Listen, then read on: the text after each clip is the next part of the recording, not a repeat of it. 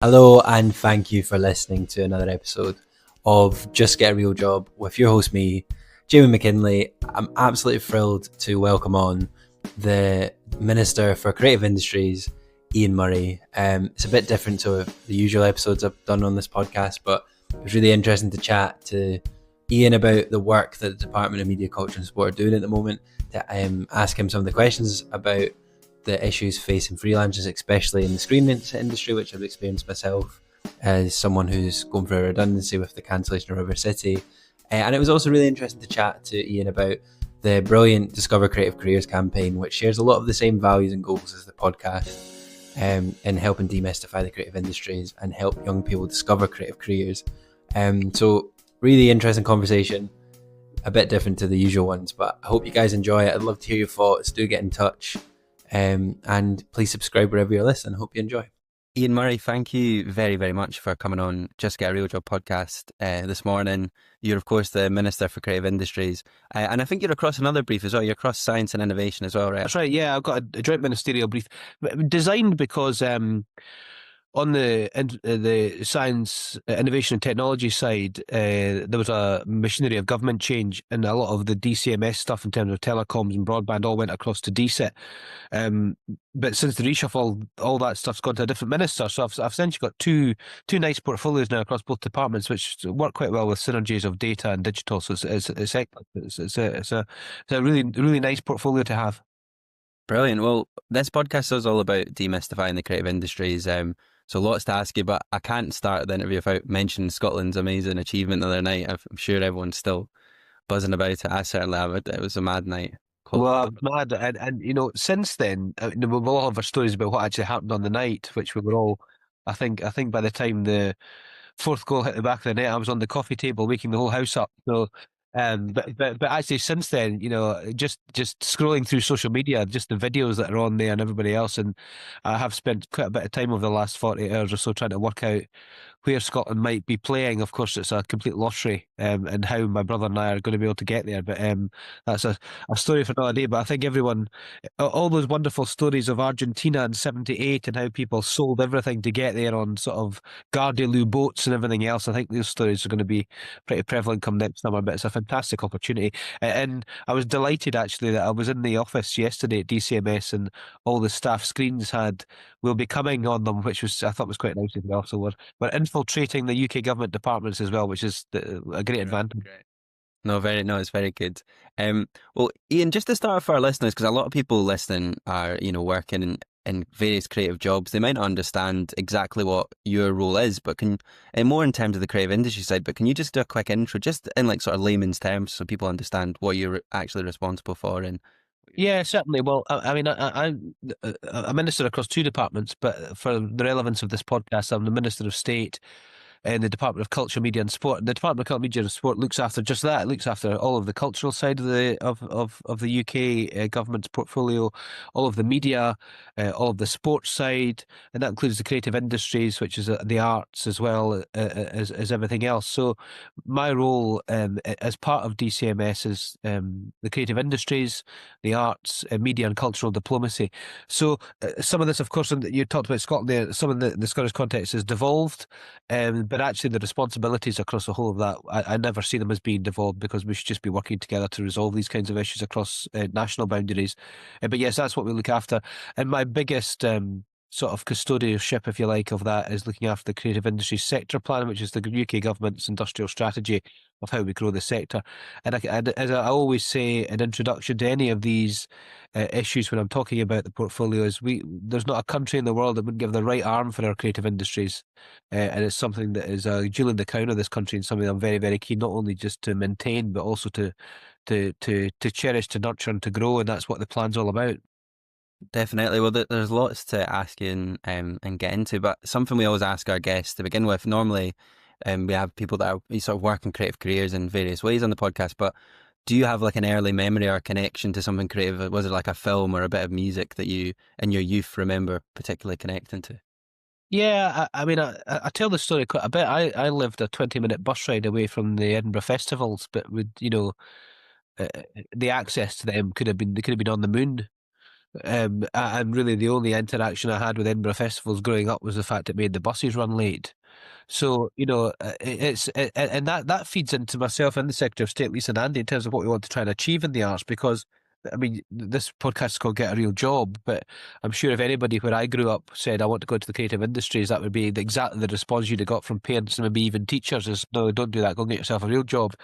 But there's no doubt that feeds into the creative industries. Saturday night television in our house was something that was very, very much something that brought the whole family together, and we all watched. And we would, like, very, very occasionally, when we could afford to go to the cinema. So I think the very first thing I went to see with my mum was An American Tail, I think it was the first sort of animated cartoon, modern animated cartoon.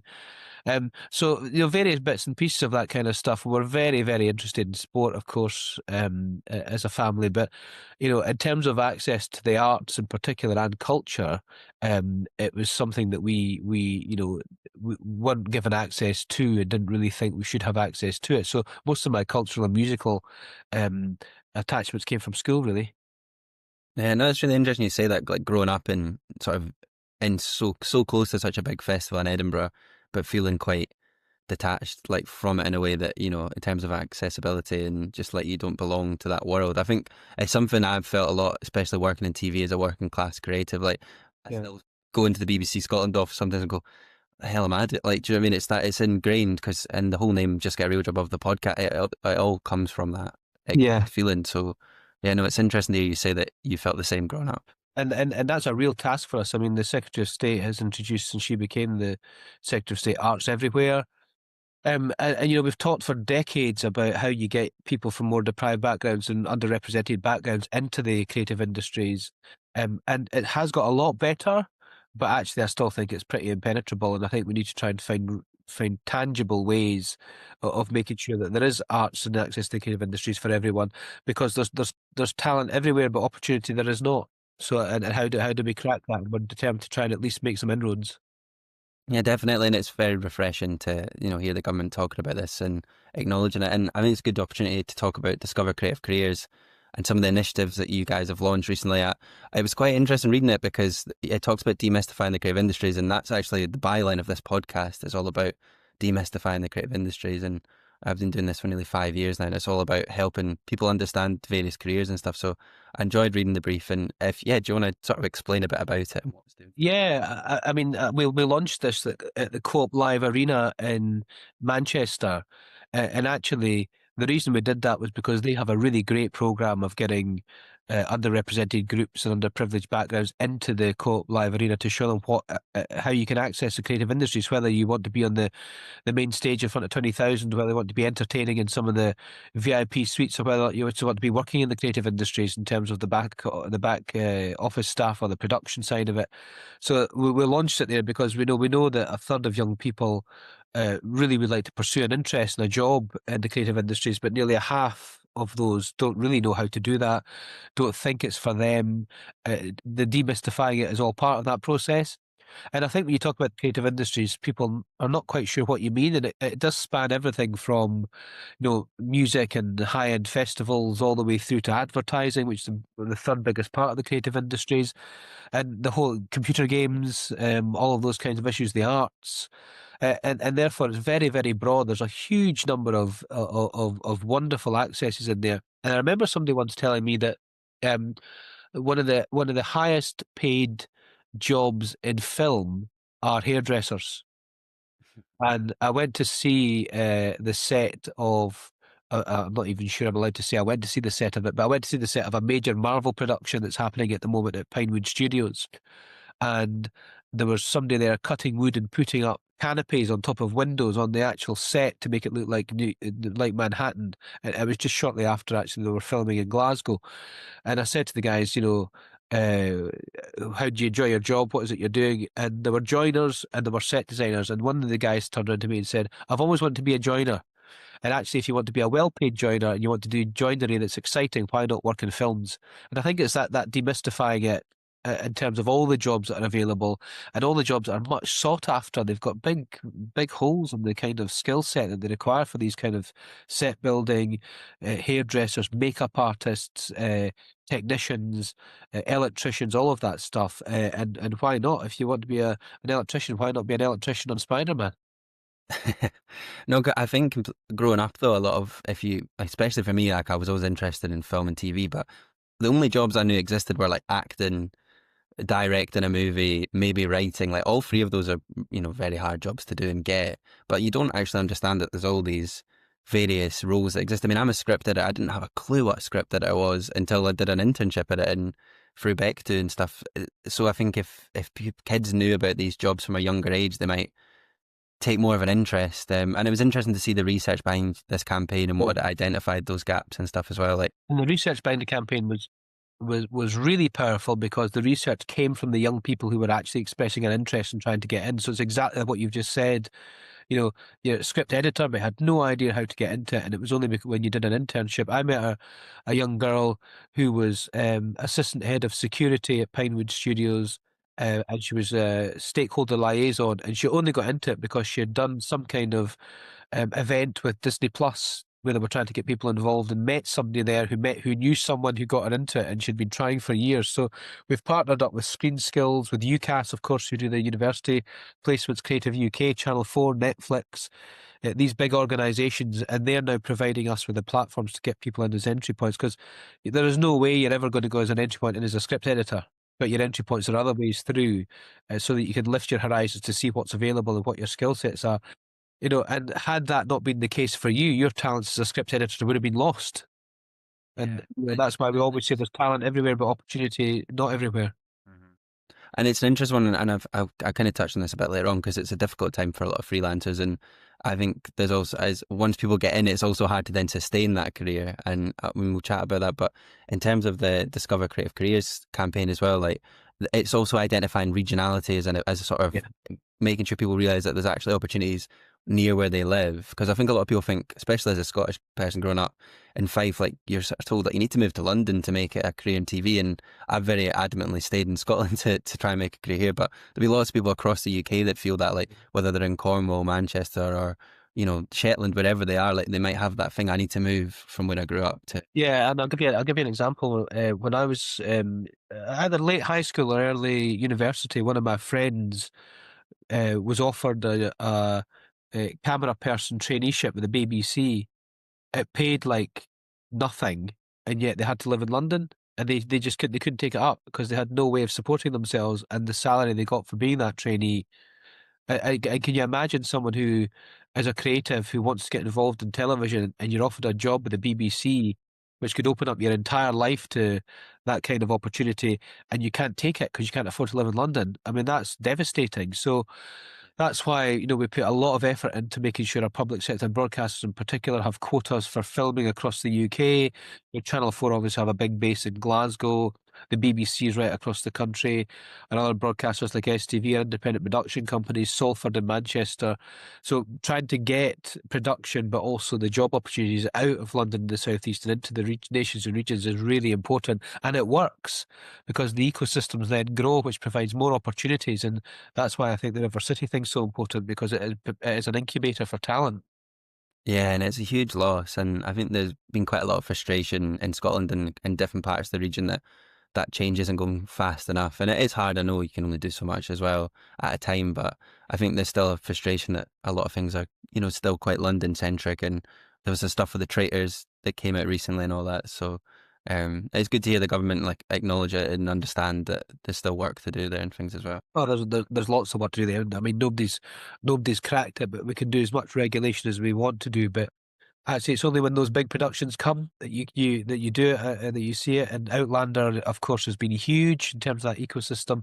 And I think one of the points that's really, really important to emphasise is the importance of our public sector broadcasters in that ecosystem. Without the BBC in particular, but also Channel 4 and ITV stroke STV, those opportunities would not exist. Those ecosystems would not exist. So it's all underpinned by our public sector broadcasters. I'm not quite so sure there's a public acknowledgement of that or a public understanding of that.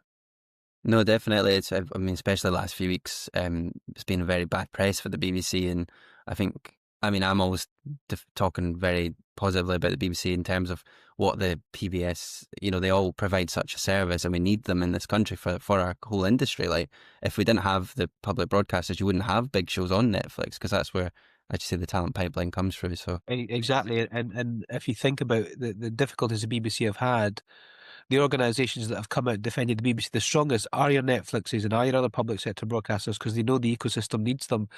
And setting aside the comparison, if you look at the difficulties the BBC have had over the last few weeks, and then let's go back to a conversation at the very start. Tuesday night, it was free to air. It was on BBC Scotland, but it was on BBC Two network as well across the whole of the UK. So audiences right across Scotland, where you were in a pub watching it on your own or with family, brought the whole nation together around Scotland's World Cup campaign.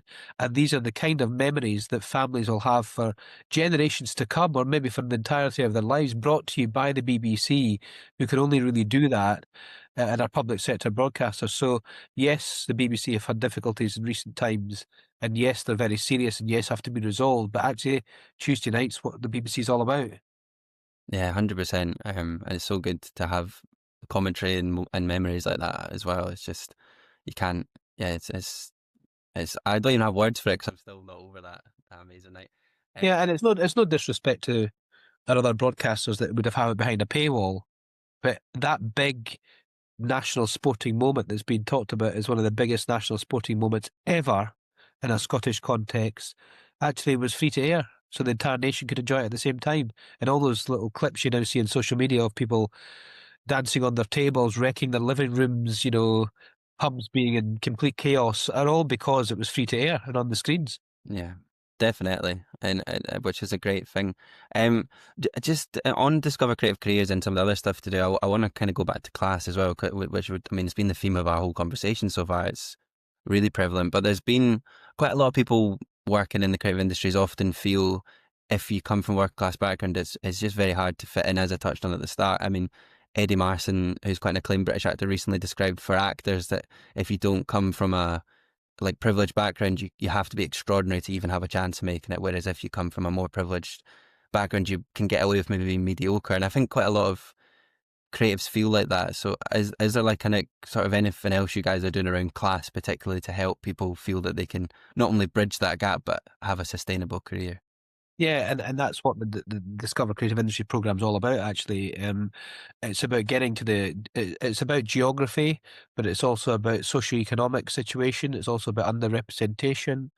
And we launched the campaign, as I said, at the Co-op Live in Manchester with an organisation who does exactly that, takes people from underprivileged backgrounds who want to be in the creative industries and shows them what the opportunities are and how they can help them on that ladder, and making those connections between the industry and those kinds of organisations, so there can be a bridge between the person and the jobs and the opportunities that are available. So these things are not unique to the creative industries, although they're much more prevalent in the creative industries. And I think you're right to talk about what Eddie Marsa said in terms of the expectation and the perception of particularly the acting profession. A lot of people have broken through that more recently. I think, is there enough? Probably not. But there is a real drive for unique voices now in terms of acting. And I suppose Ewan McGregor's journey, if you like, in terms of where he's came from and the kind of international star he now is. But I think the bottom line here is there's few and far between. And how do we unlock that talent? And there's maybe there is a perception and a cultural issue, but maybe there's also much more of a practical issue, as you said right at the start. Where is the career pathway? How do you pay your rent or your mortgage? How do you stop people saying, well, look, you're a fledgling actor, but you've got to pay your bills, go get yourself a real job.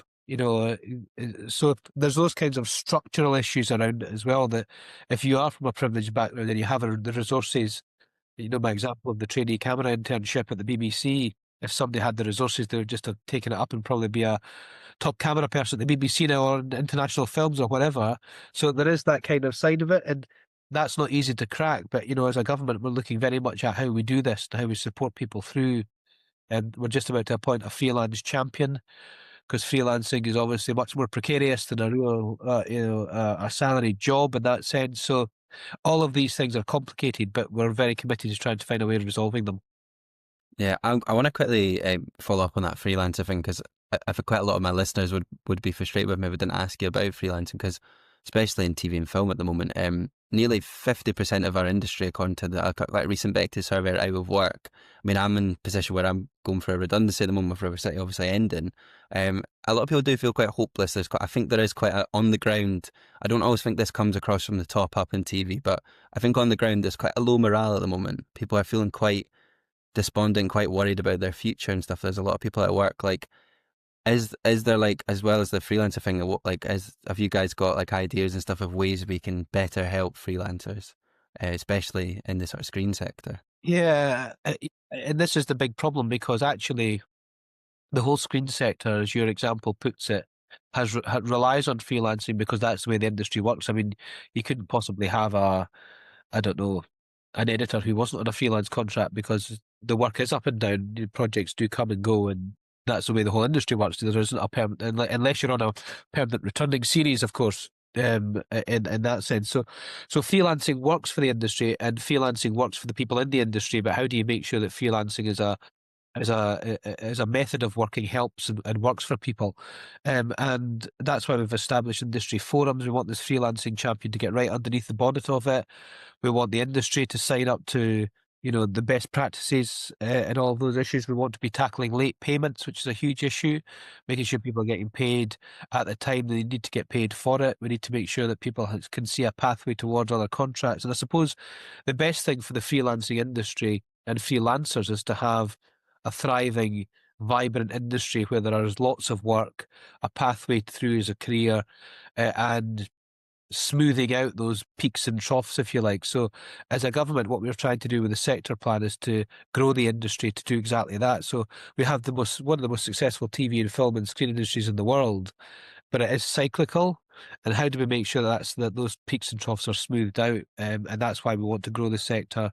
We want to make sure those career paths are much stronger. We want to work with the sector through the freelance champion to make sure people are protected. Our trade unions are very good in the sector, and BEC2 are very good in the sector, the National Union of Journalists. Equity, they are very much strong champions for their members in terms of that payments and those that good quality sort of self-employment. So there's lots of stuff that government can do, but I think the best thing we can do, apart from the nuts and bolts of freelancing, is actually to make sure the industry is growing and healthy and the opportunities are available, because that makes the freelancing part of it much easier to achieve. And then just make sure people are paid properly and paid fairly and paid on time. Yeah, in terms of the freelancing champion, then how would that sort of work? Is that just having somebody like there that represents freelancers and maybe is a bit more connected to them directly? Yeah, connected to freelancers directly, but also connected to industry. So the freelance champion would sit essentially with government, with the industry, with freelancers themselves, and find where the problems are in the industry, find out how these can be resolved, and essentially just be the voice. So part of the problem is that freelancers have less volume in terms of voice than maybe permanent employees and otherwise, because they have permanent contracts, they have a whole body of employment law behind them, etc. So freelancers become much more precarious. So it's about trying to find ways of making sure that the whole freelancing industry has a much more stable and sustainable future. So that freelance champion will be announced relatively shortly. And I'm looking forward to that person really getting under the bonnet and into terms of things what government can subsequently do and what industry can do to make freelancers much more stable. Yeah, no, I think there'll be a lot of our listeners will very much, welcome that. And um, in terms of like sort of what the gaps and stuff, obviously as we talked about a lot as well, like, the growth that like the creative industries bring is brilliant. But I think there's obviously we talked about River City and other like we'd lost quite a lot of these ecosystems, things like Holby City, Doctors. Like I think there's quite a feeling on the ground sometimes that there's lower budget things have sort of fallen away, and we have these big series. Like, is there something your department's discussed, and is there a way we can get more low budget things back in, or like have more opportunities for people, especially at the start or the middle of their career? Yeah, I think so. And we've set up a significant number of funds. The £150 million into Creative Places Growth Fund, which is straight into sort of regionalisation. The £75 million fund that we've got now for the Screen Growth Package. I mean, these are big funds, but ultimately, and what you touch on there in terms of those returning series and those lower budget stuff, and even the higher risky stuff, is done by our public sector broadcasters. So without having those, I mean, there's no way that. Although to be fair, they do, but it's much more difficult for a Netflix or an Apple TV or an Amazon to invest in something that's sort of lower budget and higher risk. And I suppose it feeds into, and I don't mean to sound as if I'm being too sort of philosophical about this, but it feeds into how we tell the story of ourselves. And that's what, the screen industry is all about. It's about telling stories. It's about, and the only people, or the people who are most capable of telling those stories about ourselves are our public sector broadcasters, particularly the BBC. So what we need to do through the charter review, which happens in 2027 for the next 10 years, is to make sure we have a stable, sustainable, well-funded BBC. Because unless you get to those three things, the BBC can't be making those lower budget, higher risk programs, which are really the grassroots of the ecosystem of the creative industries. If we can do that, then we get to a position that where the whole industry is much more buoyant, and in terms of your own circumstances, you end up with a returning series that is much more low budget. So, there's lots of things the government have done. The tax credit system, particularly for high-end drama, has really helped get some of those projects off the ground. And we very much cherish those. The computer games industry is growing all the time, and of course, it's all the same talent that is required for computer games as it is for film and TV. The advertising industry, whilst under a bit of pressure, is innovative and doing some of that stuff, that sort of lower budget stuff as well. So there's lots of things that are going on.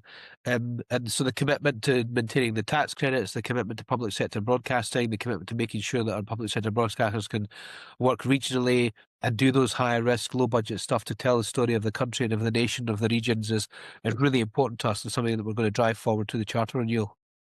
Speaking of the charter, actually, Ian, as well, somebody pointed out to me yesterday when I was researching for our chat today that they were saying that there's not actually a mention of freelancers in the last charter that was done. Is that something, do you think, that can hopefully be mentioned in the new charter renewal, like actually directly mentioning freelancers in it? Because obviously they are a big part of the BBC and the public broadcasting landscape. The green paper for charter renewal will be launched shortly, which is there's a long legal process up to 27, which when the new charter comes in, and it's obviously a royal charter, so it's a process that has to happen with the the king as well. So the green paper is the start of that formal process. I'm trying to think if there's a mention of freelancers in the green paper, but if there's not, it's something that you should make sure that you do, and I'm sure the new freelance champion will do, is to insert it in.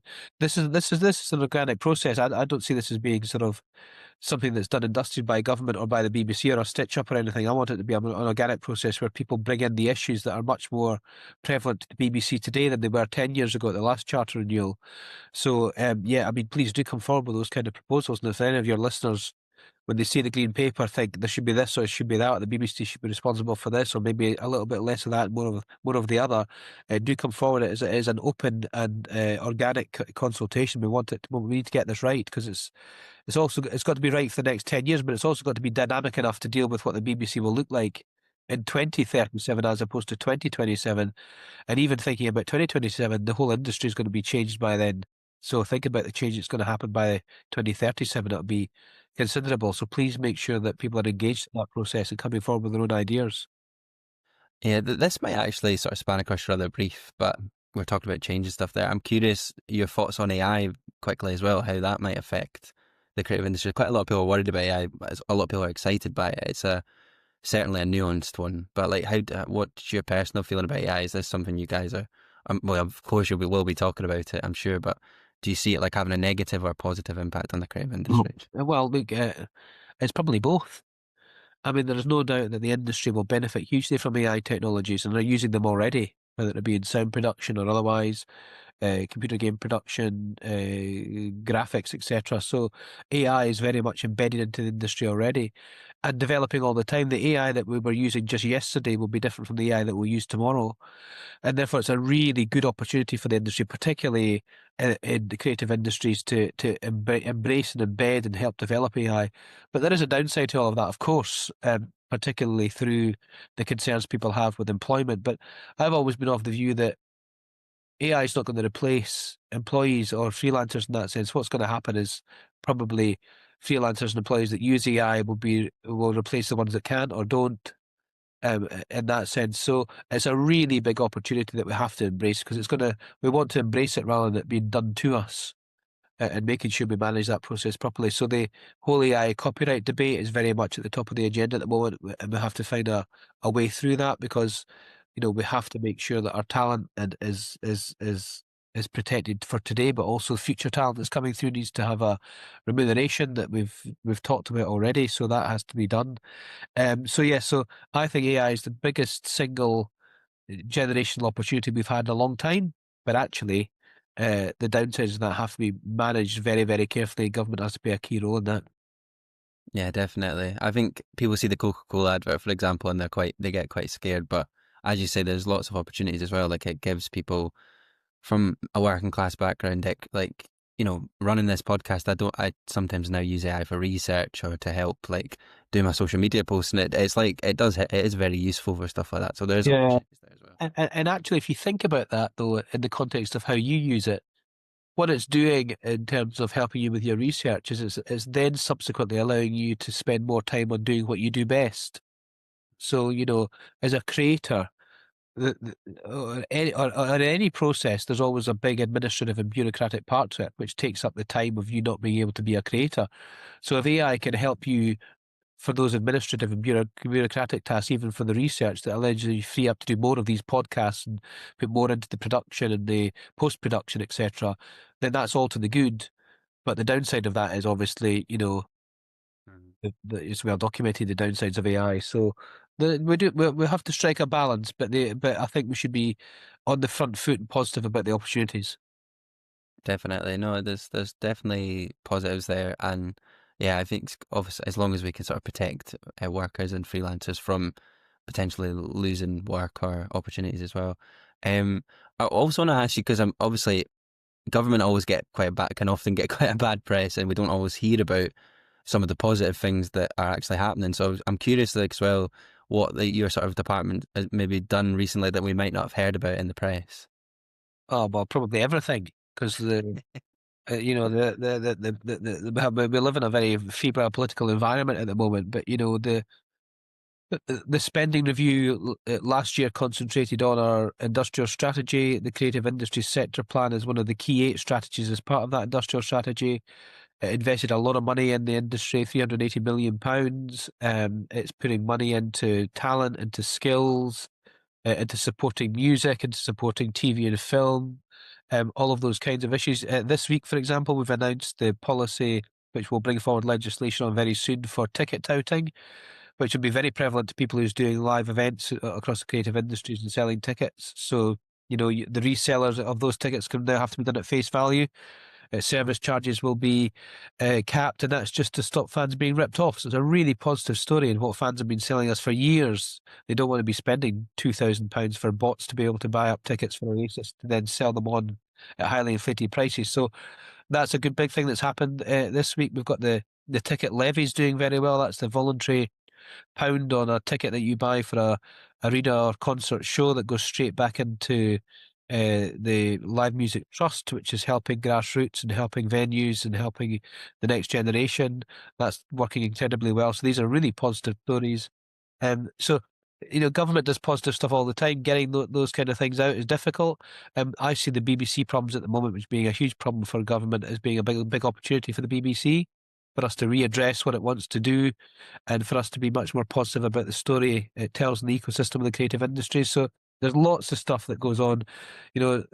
Talking about this Discover Creative Career stuff is a great news story, and I would encourage anyone to look it up and if they're interested, get involved in all those kinds of issues. So yes, government's always about the money and it's always about the bad things, but actually there's lots of great stuff every single day that every single person who works in DCMS, either a politician or as an official, are trying to do to advance the industry, to improve the industry, and to help people who work within it.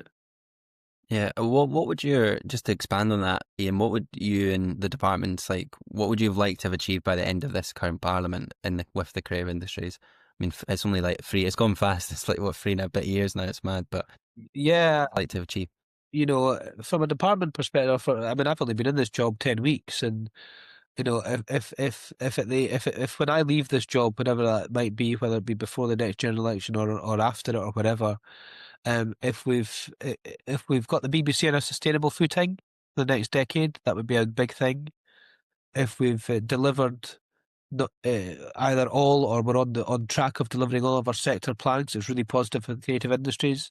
That would be a great step forward and really set them up for the future. If we can make, if one more kid could get access to the industry or access to the arts that didn't get before, then success. It's one more than we had, but you know, we want tens of thousands of millions more. And if we could just have a country, the Secretary of State and I very much believe in this together, that the creative industries are the glue that holds the country together, the glue that holds our communities together. Go back to Tuesday night, you know, uh, go back to the big moments on television, go back to the big films that we've seen, go back to the big music events, go back to the bio tapestries coming. That'll be a huge event for the country in terms of connecting people to the arts. So when you put all of that together, DCMS's department and politicians within it, like myself, who are in charge of the creative industries, has a real opportunity here to change the country, because it's the glue that holds the country together. I'm very much keen to be able to advance that. Without our creative industries, without our public sector broadcasters, I think our lives would be very much diminished, and it's not worth thinking about what that would look like. So let's be positive about the industry, and let's grow it and nurture it and cherish it and get more people involved. Yeah, definitely. No, I think, as you say, it is important to tell that story, and it feels very bleak at the moment. It does feel quite like the story of the country feels quite negative. So I think there's, as you say, there's an opportunity there for the creative industries to try and tell a more positive story. And Yeah, and it's not just it's not just the story of the country maybe being quite negative, but other people who want to be negative about the country want to tell that story. They want to rewrite history so that they can shape the future, in a very negative way, and we just can't allow that to happen, because that's not the story of our past, and it won't be the story of our future. So we're very much determined that the stories that we tell in 10 years' time about what the country is like are very much positive stories about the country we want to see, rather than the country we want our detractors to develop.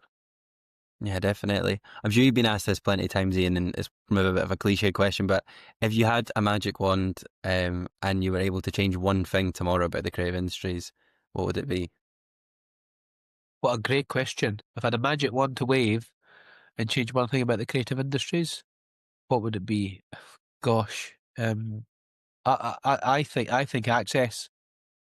I think if I could wave a magic wand that could allow um, a dozen people coming out of high school to get direct access into the creative industries for sustainable careers, I would do that. And if we can get to the 7.5 million people that we've committed to being upskilling in AI and tech, and if we can get, you know, a fraction of the people we want to try and reach, that nearly 4 million people we want to try and reach with the Discover Creative Careers campaign, and we get a fraction of them involved with sustainable careers that can be the talent of the future, then all to the better. I'll wave that wand any day of the week. I was shocked because I think Angela Griffin's one of the people who was talking in the research for Discover Creative Careers campaign, and I was shocked to saw her talk about how like 10% of the people working behind the camera are from a working class background, and I'm just like, that's so low, like that just can't be true, but like that kind of is the reality. So And the really important stuff for us is that, you know, talent isn't based on how much money your parents earn. Your talent's based on your inherent genetic creativity, and therefore, if we want our creative industries to thrive, then the people who have the talent, the creative talent, it doesn't matter where you're from, who you are, or how much you earn. That your creativity it transcends all of that. So the task for us is to find that talent. And there's maybe a little story that your listeners might be interested in, but I met with the gaming industry, and the chief executive, Nick, said to me, you know, there is no doubt that the political narrative and the national narrative is that all these 14 to 6-year-olds, mainly boys in their bedrooms building computer games, is a bad thing. Actually, they're hugely creative. They're earning quite a bit of money out of it, and they're developing the games of the future that people want to play. So how do we get them out of their bedrooms and into industry? and into careers in that kind of creative way. And he's absolutely right. And that'll be happening in every sector and every part of the creative industries right across the country. So it's our job to try and find the pathways to unlock that. And that's why the Discover Creative Industries creative careers is all part of that. It's how you lift people's horizons and eyes to see there are opportunities out there, and here are the pathways that you can maybe try and to walk along to get there. And that's all of our jobs to do, but government can provide the sort of framework for it. No, definitely. I think it's nice to turn something like that into a positive as well, because there is that opportunity, like community. The arts can allow us to like create community. There's a lot of local shopping centres that are maybe quite like abandoned now, like where I grew up in Glenrothes, like the shopping centre there is not very nice, but there's surely like an opportunity to get more places open that we can have art spaces, or people can come together and play games and create stuff, for example, or play music and things. So there's absolutely lots of stuff we can do. And there's lots of communities up and down the whole of the UK that have none of that public space. So how do we find that public space? Is it an old social club? Is it a closed down shop? Is it a community centre that's not been used for a while? Is it just re-provisioning a library or a community hub? What is it that allows you to insert the creative industries into that public space process? Because actually there'll be a lot of communities up and down the country that either have nothing, or the only thing they have that is a creative space will be the local cinema.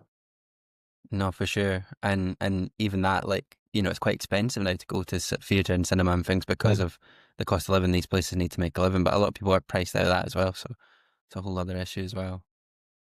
Yeah, and in the context of the festivals and others, there's a real balance for them to strike, as they want as much access as possible and put a lot of effort into, £5 tickets, free tickets, school access, etc., etc., etc. The problem being that they're balancing that off with they have a spreadsheet at the end of the day that they have to balance because of the amount of money that's in the arts. So there's a balancing thing for them to do, and they do as much as they can. But until you put the arts on a sustainable footing with sustainable funding as well, you end up in a situation where they can only do as much as they can do with their own spreadsheet. So there's a little bit of a downward spiral there. So we need to try and find a way of encouraging that. Another way we can really do is to make sure that those organisations that are right at the heart of it can do it for us. No, definitely.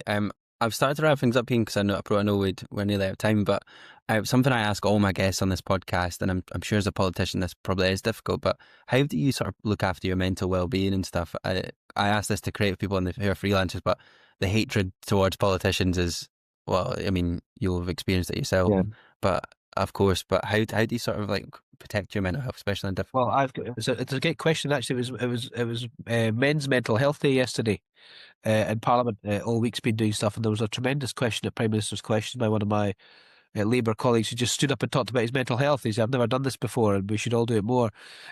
Look, I've got a 5-year-old daughter and a 10-month-old daughter, so they keep your spirits high, and also it's just the stuff you enjoy. I spend a lot of time watching sport. Tuesday night was a great fill-up for us all. I expected to be very, very down on Wednesday morning, and it was completely the opposite. So, like, I look after my mental health just by actually essentially don't take things too seriously. Having the young family really, really helps, keeps you well grounded. And look, I would just encourage anyone, particularly men who are freelancers, are a good part of that, because it's very isolating. It's just to talk to people and to be part of it. And the big campaign this week for Mental Health Week has been, the biggest killer of men under 40 is suicide. So get out there and talk about it. Yeah, definitely. Ian, thank you very much for your time this morning. I really appreciate it. I know you'd only been in this job for 10 weeks as well, so I appreciate you answering some of the questions I've chucked your way. And thank you for coming on Just Get a Real Job. My pleasure. Keep up the good work. Maybe see you in America. Hopefully. We've all been looking at flights, so. Absolutely. Thanks very much, Jamie. Nice to speak to you. Just get a real job.